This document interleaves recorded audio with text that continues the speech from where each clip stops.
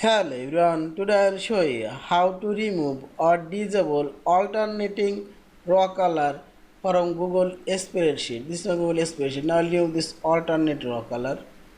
Simply click this format option and select alternating colors. Now go bottom right corner. Here you will find this remove alternating raw color. Simply select here remove alternating raw colors. And see this alternative raw color already removed. Again click on this format option and select alternating color. Also you can add alternate raw color here. Here you can change custom color, you can add. Yeah, this is, and again select remove alternating colors and see this.